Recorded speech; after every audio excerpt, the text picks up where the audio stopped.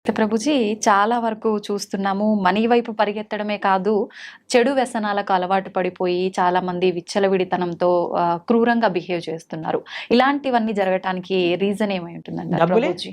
డబ్బులే. డబ్బులు ఉంటే కదండీ ఇవన్నీ వచ్చేది. ఆ! డబ్బులు లేకపోతే ఏం చేస్తాడు? డబ్బులు, విచ్చలవిడితనం. ఈ 2 కలిసినప్పుడు చాలా హ్మ్. ప్రమాదకరమైనదండి. ఇప్పుడు మీకొక చిన్న విషయం చెప్తా. ఇంట్లో చిన్న పిల్లవాడు ఉన్నాడనుకోండి, వాడి చేతిలో కత్తి ఇస్తారా మీరు? లేదు. ఎందుకివ్వరు? వాడికి తెలీదు కదా ప్రభుజీ. దాంతో అంటే ఎలా పడితే అలా ఆడుకునే వస్తువులాగా ట్రీట్ చేస్తాడు. ఏదో ఒక ప్రమాదం జరుగుతుంది. అంతే కదండీ!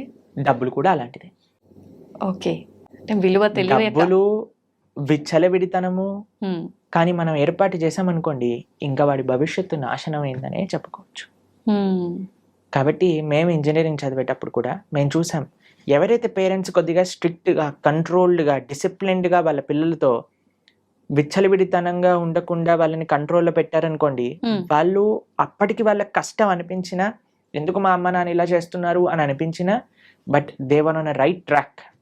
కానీ ఓకే. ఎవరికైతే విచ్చలవిడితనం ఇచ్చేసారో, ఎవరికైతే డబ్బులు అడగంగానే ఇచ్చేయటం ప్రారంభం చేశారో, ఏం లెక్క ఏమంటామంటే హ్మ్. There is no accountability.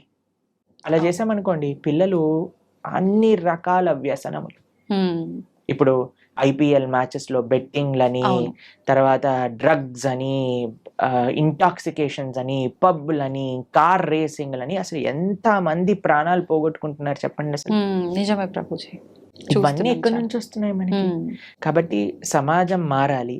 కేవలం ఒక్కళ్ళని మనం తప్పు పట్టొద్దు. పేరెంట్స్ మీరే తప్పు అని హ్మ్. మనం అనలేం. టీచర్స్ మీరే తప్పు అని చెప్పలేం. ప్రతి ఒక్కళ్ళు ఒక్కొక్క ప్రయత్నం వాళ్ళ వైపు నుంచి చేయాలి. మీడియా మీ హ్మ్. వైపు నుంచి ప్రయత్నం చేయాలి. సాధువులుగా మేము మా ప్రయత్నం చేయాలి. అవును. తల్లిదండ్రులుగా వాళ్ళ ప్రయత్నం చేయాలి. టీచర్స్‌గా వాళ్ళ ప్రయత్నం చేయాలి. గవర్నమెంట్‌గా వాళ్ళ ప్రయత్నం చేయాలి. అప్పుడే ఈ సమాజం మెరుగుపడుతుంది. హ్మ్. కాబట్టి ఒక్కళ్ళు ప్రయత్నం చేయటం కంటే అందరం కలిసి చేయగలిగితే మంచిది. ఓకే. కాబట్టి మీరు ఇలాంటి ప్రోగ్రామ్ చేస్తూ, ఇలాంటి ప్రశ్నలు అడుగుతూ, జనాలలో ఒక మంచి భావనను నింపడానికి ప్రయత్నం చేస్తున్నారు కదా! కాబట్టి మీ మీడియా వైపు నుంచి మీరు మీ బాధ్యత కరెక్ట్‌గా చేస్తున్నారు. అలా అందరూ కూడా వాళ్ళ వాళ్ళ బాధ్యతను సక్రమంగా నిర్వర్తిస్తే this world will be the beautiful place to live. Okay. లేకపోతే మనం మళ్ళీ ఎక్కడ న్యూస్ పేపర్ చూసినా ఇక్కడ ఇలా అయిపోయింది, టీవీ ఆన్ చేస్తే వాడు అలా అవును. చేసుకున్నాడు, వీళ్ళు ఇలా అయిపోయింది అని ఎంత సాడ్ న్యూస్ అండి. ఘోరమైన హ్యాపీ న్యూస్. న్యూస్‌లు ఎంత ఉంటాయి చెప్పండి న్యూస్ చాలా పేపర్‌లో? తక్కువ ప్రభుజీ. ఎందుకు అలా సమాజం తయారవుతుంది హ్మ్. అని అంటే ఒక్కొక్కళ్ళు వాళ్ళు నిర్వర్తించిన బాధ్యతలను కరెక్ట్‌గా చేయట్లేదు. హ్మ్. ఎవ్రీబడీ ప్రతి ఒక్కళ్ళు కూడా నేను, నాది, నా సుఖము అని ఆలోచిస్తున్నారు కాబట్టి.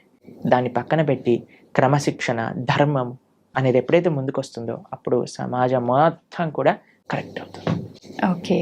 అయితే ప్రభుజీ మీరు ఇందాక అన్నారు అంటే పేరెంట్స్ చిన్నప్పటి నుంచే పిల్లలతో స్ట్రిక్ట్‌గా ఉండుంటే అప్పటికి ఇబ్బంది అనిపించినా తర్వాత ఒక కరెక్ట్ వేలో ఎళ్తారు అని చెప్పి. ఇప్పుడు జనరేషన్ పిల్లల్ని చూసుకుంటే పేరెంట్ అట్లా స్ట్రిక్ట్‌గా ఉంటే నా పేరెంట్స్ ఎప్పుడు ఇట్లానే చేస్తారు అని చెప్పి డిప్రెషన్‌లోకి వెళ్ళిపోయే వాళ్ళని కూడా చాలా మందిని చూస్తున్నాం కదా ప్రభుజీ. స్ట్రిక్ట్‌గా ఉండమని నేను చెప్పట్లేదండి. బ్యాలెన్స్‌డ్‌గా ఉండండి అని చెప్తున్నాను. ఓకే. స్ట్రిక్ట్‌నెస్‌కి, బ్యాలెన్స్‌డ్‌గా ఉండడానికి చాలా వ్యత్యాసం ఉన్నది. హ్మ్. హ్మ్. ఇప్పుడు మనకి అదే చెప్తున్నాను.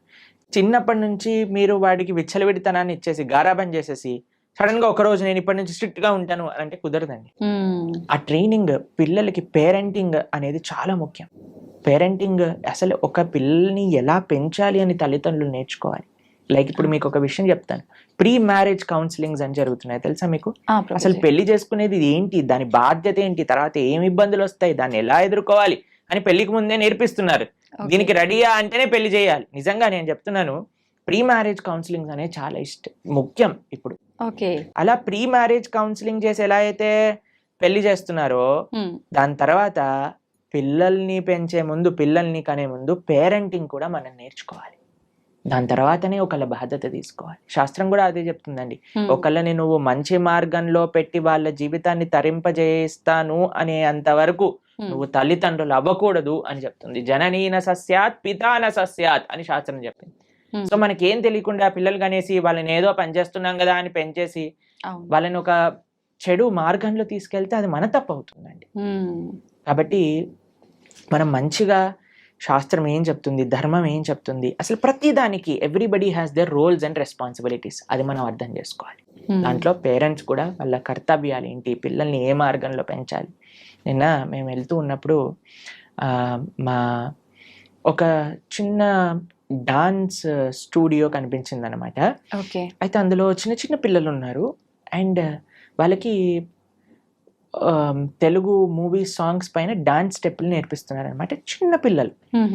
అది చూస్తే నాకు ఎంత బాధేసిందంటే, ఎంత వల్గర్ డాన్స్ స్టెప్స్ చిన్న పిల్లలకి. ఓకే. సో నాకు అనిపించింది, అరే ఎంత బాధాకరమైన పరిస్థితి. మేము ఆస్ట్రేలియాలో ఉన్నప్పుడు వి జస్ట్ విజిటెడ్, అక్కడ ఉన్న పిల్లలేమో మా భారతీయ సనాతన సంస్కృతి నేర్చుకుంటూ, చిన్న చిన్న పిల్లలు అందరూ హార్మోనియం వాయిస్తూ, భరతనాట్యం నేర్చుకుంటూ, కూచిపూడి నేర్చుకుంటూ, శ్లోకాలు నేర్చుకుంటూ, వాళ్ళేమో అలా ఉన్నారు, మన వాళ్ళేమో ఇలా పిచ్చి పిచ్చి గంతులేస్తున్నారు. అవును గురూజీ, చాలా వరకు మనం మూవీస్లో మనం బయట కూడా చూస్తుంటాం. మీరు చెప్పినట్టుగా విదేశాలలో వాళ్ళు మన సంస్కృతి సాంప్రదాయాలను, కట్టుబడులను ఎక్కువగా అంటే ఇంట్రెస్ట్ చూపిస్తుంటారు. మీరు చెప్పిన ఎందుకంటారు గురూజీ? మన వాళ్ళేమో అన్ని తెలిసి పక్కన పెట్టేస్తుంటారు. ఎందుకంటే మన వాళ్ళకి ఫ్యాషన్ ఎక్కువ కదా. మన వాళ్ళకి మేము ఇలా ఉంటేనే వీఆర్ ట్రెండింగ్ అని అనుకుంటారు. వాళ్ళకి అన్ని చూసారు, అవన్నీ ఆనందం ఇవ్వదని వాళ్ళకి తెలుసుకుంది కాబట్టి మన సనాతన ధర్మాన్ని ఆశ్రయిస్తున్నారు, మన కల్చర్ని ఆశ్రయిస్తున్నారు. వాళ్ళకి ఎలా కల్చర్ లేని వాళ్ళు ఎలా ఉంటారో వాళ్ళకి తెలుసు కాబట్టి. కానీ మనకి మాత్రం సగం సగం నాలెడ్జ్ ఉండేసరికి మనం మన సంస్కృతిని ఇదేదో ఓల్డ్ ఫ్యాషన్, ఎంత వల్గర్ గా ఉండగలిగితే, ఎంత ఇండీసెంట్ గా ఉండగలిగితే అది మనకి ఫ్యాషన్ అయిపోయింది. కానీ అది కాదండి. మీరు ఎవరినైనా చూడండి, డీసెన్సీ అండ్ డిసిప్లిన్ అది నిజమైన ఆర్నమెంట్ మన జీవితంలో. కాబట్టి ఆ డిసిప్లిన్ కావాలి, ఆ బ్యాలెన్స్ కావాలి, ఆ డీసెన్సీ కావాలి, ఆ రూటెడ్ ఇన్ ధర్మం కావాలి. అప్పుడు మనం అలా ఉండగలిగితేనే మనకి ఒక ధార్మిక చింతన అనేది మన లోపల స్టార్ట్ అవుతుంది. అప్పుడే మనం సుఖంగా ఉండగలుగుతాం జీవితంలో. ఓకే. ఎక్కువగా ఆధ్యాత్మిక మార్గంలో ఉండాలా ప్రభుజీ? మనం మంచి మార్గంలో వెళ్ళాలి అని అంటే ఆధ్యాత్మిక మార్గమే మంచి మార్గం, ఇంకో మంచి మార్గం లేదు. లేదు. ఆధ్యాత్మికంగా ఉండగలిగితేనే మనం సుఖంగా సంతోషంగా ఉండగలుగుతాం. ఇది దేనికి there is no other way out. ఎందుకంటే స్పిరిచువాలిటీ మన మానవుడికి జీవనమే ఆధ్యాత్మికత. జీవేర స్వరూపహై కృష్ణేర నిత్యదాస్. మన యొక్క స్వరూపమే భగవంతుడి యొక్క దాసత్వం. అటువంటి సేవ, అటువంటి ఆధ్యాత్మిక కనెక్షన్స్ మనకి లేదనుకోండి, మనం ఎప్పటికీ ఆనందంగా ఉండలేము. ఎంత ప్రపంచం మారిపోయి. ఇప్పుడు మీకు చెప్తాను, మీకు ఒక ఎగ్జాంపుల్. ఆస్ట్రేలియాలో మొత్తం ఎడ్యుకేషన్ ఫ్రీ, మెడికల్ కూడా ఫ్రీ. ఎవరు ఏ రకమైన ట్రీట్మెంట్స్ అయినా, ఆపరేషన్స్ అయినా, మెడిసిన్స్ అయినా అన్ని ఫ్రీ. పెద్దవి చిన్నవి ఏవైనా పర్వాలేదు. అక్కడ ఎంత పద్ధతి అని అంటే, మీరు చూడండి, ఒక కార్ అక్కడ ఉందనుకోండి, ఆ కార్ నుంచి ఈ కార్కి ఇంత డిస్టెన్స్ ఉంటుంది, ఒక్కడ హార్న్ కొట్టాడు, వాతావరణం అంతా ప్రశాంతంగా ఉంటుంది, మొత్తం గ్రీనరీ కనిపిస్తుంది, ఎటువంటి ప్రాబ్లమ్స్ లేదు, అన్ని చాలా తక్కువ, క్రైమ్ రేట్ కూడా చాలా తక్కువ, అన్ని బ్రహ్మాండంగానే ఉన్నాయి. వాళ్ళు సంతోషంగా ఉండొచ్చు కదా. మీకు తెలుసా, అక్కడ ఉండే వాళ్ళ మెంటల్ హెల్త్ ప్రాబ్లమ్స్ 70% మందికి mental health problems, depression, anxiety ఇవన్నీ ఉన్నాయి. ఇప్పుడు మన భారతదేశంలో చూడండి, ఇప్పుడు నేను వస్తూ ఉంటే కొన్ని 1,00,000 హారన్లు వినుంటాను. అవును. ఒక కార్ ఆపాడంటే కార్ పైన ఎక్కటమే సరిపోదు, వాడు అంతే వెనక్కి వచ్చేస్తాడు మనకి. అంతే. ఇంత కయోటిక్ గా ఉన్నా, ఇంత ట్రాఫిక్ ఉన్నా, ఇన్ని కష్టాలున్నా మన వాళ్ళు మాత్రం హాయిగా ఉంటారు. ఏం జరిగినా జరుగుతుంది. మరి ట్రాఫిక్ ఉందనుకోండి, వాడు ఏదో పాటలు వింటూ ఉంటాడు, ఎవరైనా వెనకాల హార్న్ కొట్టిన వాడే వేస్ట్ వేలో అనుకొని వీడేదో ముందుకెళ్ళిపోతూ ఉంటాడు. అంతే. అవునా కాదా చెప్పండి. కాబట్టి ఏంటి మీకు మరి సమాజంలో అంత పద్ధతి, అంత డబ్బులు, అంత బాగున్నాయి దేశం, మరి అక్కడ అందరూ ఆనందంగా ఉండొచ్చు కదా, ఎందుకు వాళ్ళకి మెంటల్ హెల్త్ ప్రాబ్లమ్స్ అని అంటే, కేవలం ఫెసిలిటీస్ మనకి ఆనందాన్ని ఇవ్వలేదు. ఓకే. కేవలం అన్ని బాగుంటే, అన్ని విద్య, వైద్య, అన్ని రంగాలు కూడా బ్రహ్మాండంగా ఉంటే మనకి సుఖ సంతోషాలు వస్తాయి అనేది పెద్ద అబద్ధం. మనం అదే భ్రమలో ఉన్నాం.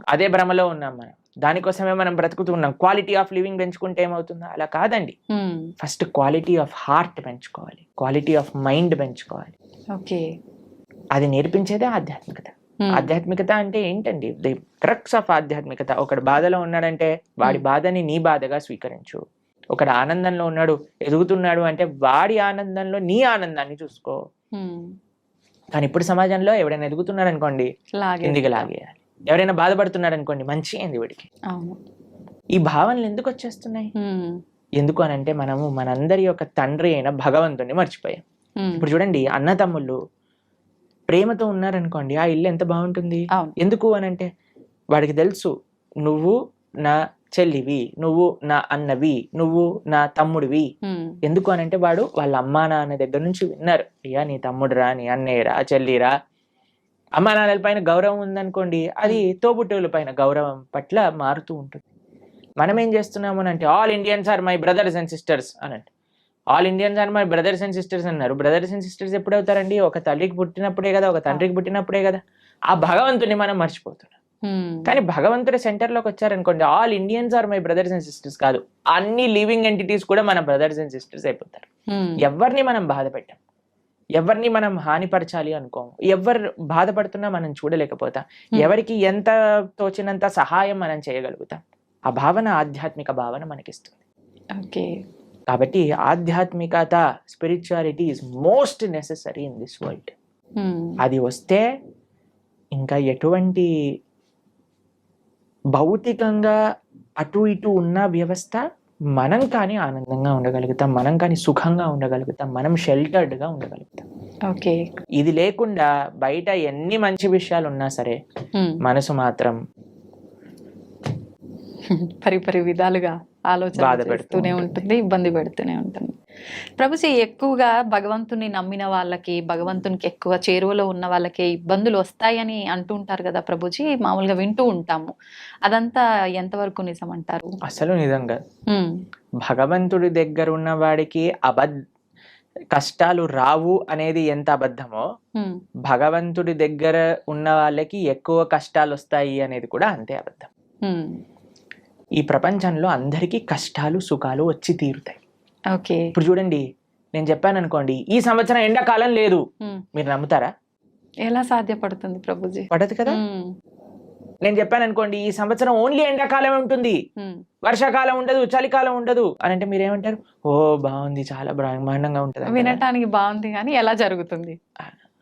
అంతే కదా అలా ప్రభుజీ? ఉండదు కదండి. అవును. వర్షాకాలం వచ్చినప్పుడు చలికాలం వస్తుంది, చలికాలం అయిపోయాక ఎండాకాలం వస్తుంది, ఎండాకాలం అయిపోయాక మళ్ళీ చలికాలం వస్తుంది, వర్షాకాలం వస్తుంది. ఇది ప్రపంచంలో అందరికీ తెలిసిన విధం. అవును.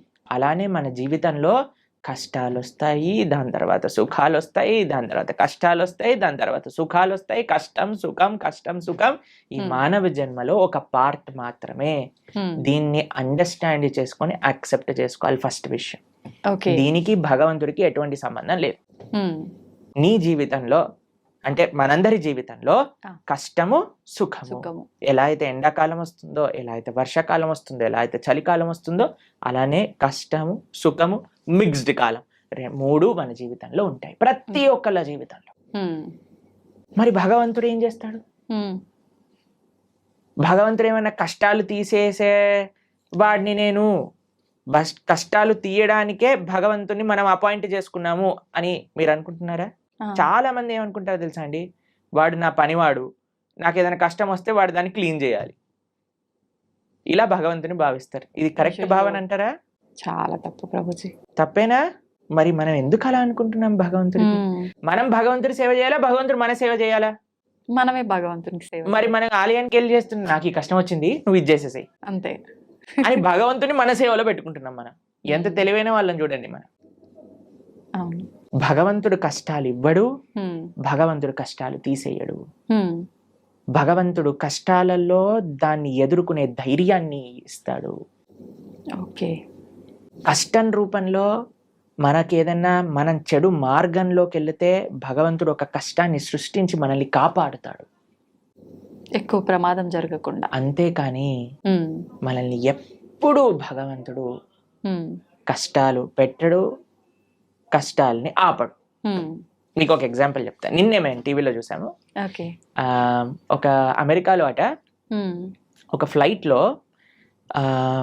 2 సీట్లు ఖాళీగా ఉన్న సీట్లు ఒకసారిగా దే బ్లూ ఆఫ్, పేలిపోయాయట ఫ్లైట్లో. ఓకే. అయితే ఆ 2 సీట్లలో ఉన్న వాళ్ళకి అసలు ఎందుకు రాలేదు వాళ్ళు అని చేస్తే, వాళ్ళిద్దరి జీవితాలలో ఏదో లాస్ట్ మూమెంట్ ఏదో అయిపోయి వాళ్ళు వెళ్ళలేకపోయారట. హ్మ్. అరే మేము ఫ్లైట్ మిస్ అయిపోయాం, ఆ డబ్బులు పోయాయి, అవి ఇవి అని ఫుల్ బాధపడ్డారట. ఎప్పటి వరకు అంటే ఆ 2 సీట్లు పేలిపోయాయి తెలిసే అని వరకు తెలిసినంత విషయం. వరకు. ఇప్పుడు దాన్ని వెస్టర్న్ టర్మినాలజీస్ లో బర్న్ట్ టోస్ట్ ఫినామినా అని అంటున్నారు అనమాట. ఓకే. అది మీకు టెక్నికల్ టర్మ్స్. అది ఏంటంటే ఏది జరిగినా సరే మన మంచి కోసం జరుగుతుంది అని టైం కానీ మనకి చెప్పదు. ఓకే. ఇప్పుడు మనకి ఈ రోజు ఈ కష్టం వచ్చింది అని అనుకున్నా, ఇప్పుడు సపోజ్ మనకి కాలు ఇరిగింది అని మనం అనుకున్నాం, ఒక యాత్రకి వెళ్ళలేదు, తర్వాత తెలిసింది ఆ యాత్ర బస్సే బోల్తా పడిపోయింది. ఇప్పుడు ఏం కాలు ఇరగటం బెటరా, బస్ నుంచి కింద పడిపోవటం బెటరా? కాలు ఇరగటమే బెటర్. అంతే కదండి. అవును. కాబట్టి మనకి ఈ రోజు ఇక్కడ దేవుడా నాకెందుకు అలా చేసావు, నాకెందుకు ఈ అన్యాయం చేసావు అని అంటే వెయిట్ చేయి స్వామి, నీకే తెలుస్తుంది దేవుడు నీకు అన్యాయం చేయలేదని. మనకు ఆ ఓపిక లేదంతే. ఓపిక లేదు, అర్థం చేసుకోగలిగే ఆలోచన లేదు. మనకేంటి వెంటనే అయిపోవాలి, ఇది నాకు ఇలా 2 minutes లో మ్యాగీ రెడీ అయిపోయింది, 2 minutes లో నాకు కష్టం ఎందుకు పోవట్లేదు అని మనం తయారైపోయినాం. అవును. దీనికి తగ్గట్టు చెప్పేవాళ్ళు కూడా మీరు ఇది చేసేయండి, ఈ కష్టం అలా పోతుంది, ఈ మంత్రం చెప్పండి అలా పోతుంది. అది దట్ ఈస్ నాట్ ప్రాక్టికల్ అండి. దుఃఖాలయం అశాశ్వతం. ఈ ప్రపంచంలో దుఃఖాలు వస్తాయి, దాన్ని ఎదుర్కొనే ధైర్యం కోసం భగవంతుడిని ఆశ్రయించు. రాముడిగా వచ్చాడు భగవంతుడు, రాముడికి కష్టాలు రాలేదా అండి? మీరు ఒకసారి రాముడి దగ్గరికి వెళ్ళి, రామా నాకు అసలు ఏ కష్టాలు రావద్దు జీవితంలో అంటే, పాపం రాముడు ఏమనుకుంటాడండి, నేనే అన్ని కష్టాలు పడ్డాను, నువ్వు నాకే కష్టాలు వద్దు అని అడుగుతున్నావా నా దగ్గరకు వచ్చి అని కూడా చెప్పండి. జనాలు ఏం చేస్తున్నారంటే అండి, ఇప్పుడు ఇక్కడ కష్టం తీరకపోతే దేవుని మార్చేస్తున్నారు. దేవుని మార్చడం కాదు, మొత్తం ఏకంగా ధర్మాన్ని మార్చేస్తున్నారు. దేవుళ్ళని తిట్టడము, మళ్ళీ ఎందుకు నిన్ను పూజించాలి అది ఇది మామూలుగా తిట్టరు ప్రభుజీ. చేసేదేమో నువ్వు, అనేదేమో భగవంతుడు. భగవంతుని. ఎంత విచిత్రం చెప్పండి. నీ కర్మలకి నువ్వే బాధ్యుడివి.